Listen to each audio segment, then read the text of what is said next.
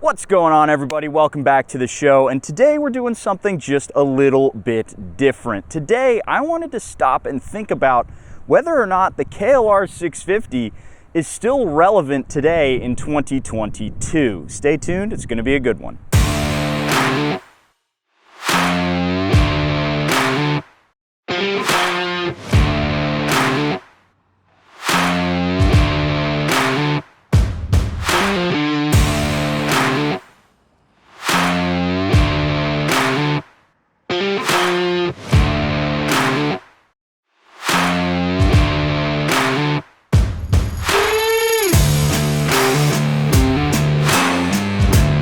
Alrighty guys, two things before we dive into this video. First of all, I apologize if the audio is a little bit rough today. I'm actually right by a highway.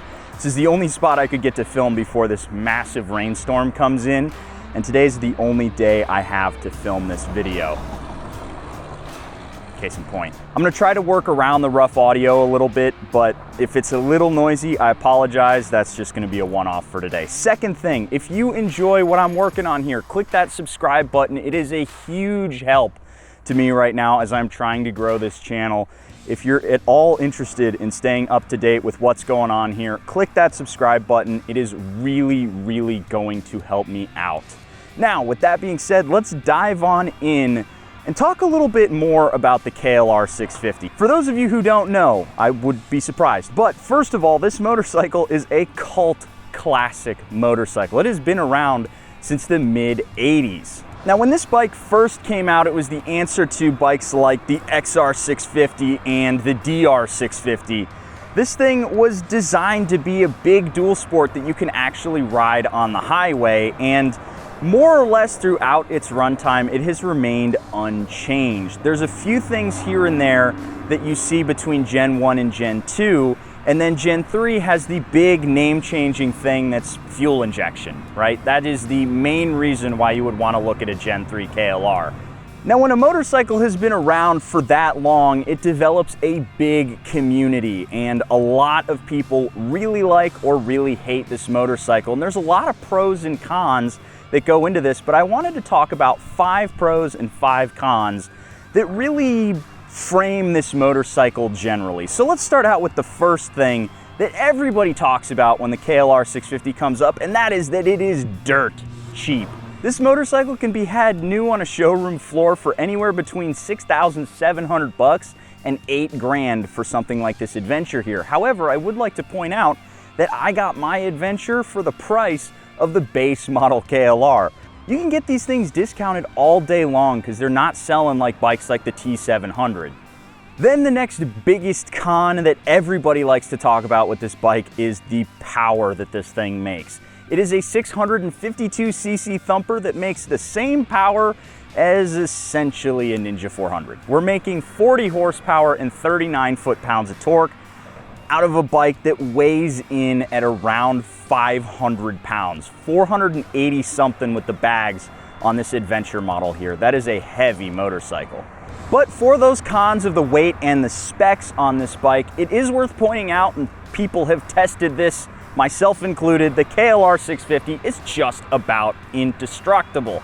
That's why a lot of people really like this motorcycle, because they can throw it at whatever they want, and chances are the rider will break before the motorcycle. Another pro for the old KLR650 right here is that it is a full-sized adventure motorcycle. It's not like a dual sport where you're going to be able to whip it around really fast, which makes it really suck on the highway. This thing suffers a little bit off-road due to its size, but it is an extremely comfortable place to sit. Me personally, I have taken this motorcycle halfway across the country. I've also taken it just around the block, and either way, it is a very comfortable place to sit. And that's something that a lot of dual sports don't offer. However, despite its size, this still is a very dual sportable motorcycle with a 21-inch front end and a 17-inch rear with very thin tires, making it a little bit easier to ride off-road than something like a GS 1200.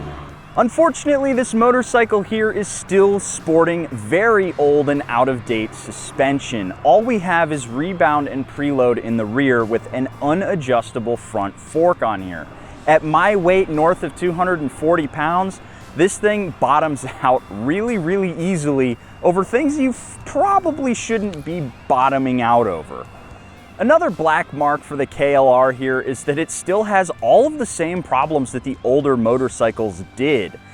This thing still burns oil, it still has the doohickey problem, it's got all of the same issues that you'd really like to see a motorcycle have brushed over throughout the 30 or 40 years that it's been in production. Yeah, it did take a little bit of a break in the late 2010s, but it's still largely the same bike. You really should like to see things like the doohickey get fixed. Those are super, super simple parts for a manufacturer to update, and the fact that I still have to go do it is a real big bummer. However, despite all those issues, this motorcycle is very cheap to own. You really don't have to worry about a whole lot going wrong on this motorcycle. It's very low compression, the service intervals are super far apart, and it's only a single cylinder, so anybody could learn to do the valves on this bike here. It's a very simple platform, and it has a giant community of people who are willing to help. Just check out r/KLR650. All of the people on there are more than happy to help you sort out your KLR if you run into an issue. Now that's going to lead me into my last pro, and that this motorcycle right here is very, very beginner friendly. Whether or not you're working on just trying to get to the office and back, or you want to learn how to ride off-road, the KLR has a lot to offer a beginner. But if you're a veteran rider, this makes for a great second motorcycle. Because it's not very maintenance intensive, you could just let it sit around, and then whenever you want to take off to ride a dirt road, it's there for you. This motorcycle is a great option for anybody who wants a second motorcycle, wants to get started riding off-road, or just wants a bike that they can whip like a rented mule, because it's just going to keep coming back for more. Now, the last thing I did want to mention on this motorcycle is that, unfortunately, it is extremely dorky. I like the looks of it because I think it's kind of cool and ugly in its own little way, you know, kind of like the MT-10. But this bike right here, it's really not for anybody. If you want an exciting ride, if you want something that's going to thrill you every time you turn it on, that's not what this bike does. It's pretty bad at keeping you entertained, in fact, unless you're taking it off-road, in which case it can be pretty thrilling. Ask me how I know. The last thing I wanted to talk about before wrapping this video up is I wanted to talk about the KLR's place in the market, because it doesn't really compete with a whole lot of other motorcycles. When you look at bikes like the Tenere 700 or the Duke 890, this doesn't have anything for them in terms of power, nor does it have anything in terms of features that you could see as even remotely competitive with those bikes. This thing right here, you would consider it a bare bones riding experience if you wanted to be generous, or you could call it completely lacking if you wanted to be realistic. I think this motorcycle's closest competitor in terms of adventure bikes is probably going to be something along the lines of Honda's 500cc adventure bike, but that one right there doesn't have nearly the off-road capability that this motorcycle does. And when you look at bikes like the DR650 and still the XR, which I cannot believe that Honda still makes completely unchanged, this has more options than that. Last thing I want to mention is the idea that this KLR needs to be updated with the parallel twin 650 engine, and I highly disagree. I think that is going to add a lot of complexity to this motorcycle. It doesn't need a whole bunch of features. It's actually really nice when you're looking at all of those super fancy adventure bikes to have something that you can throw on the ground and not feel bad about.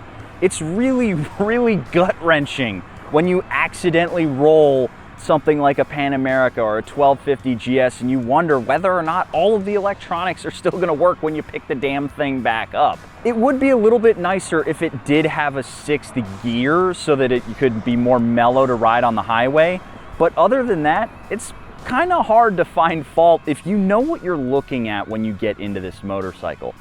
Again, it's not gonna blow you away, but it's not meant to. It's just meant to get you anywhere you want to go. With all of the different motorcycles out there that are in this adventure space, the KLR650 really does still make a case for itself because it's so cheap, it's so easy to get into, and you don't really have to worry about it when you drop it. That is something that's so liberating when you're riding off-road because you're not going to be worried about something breaking on your bike.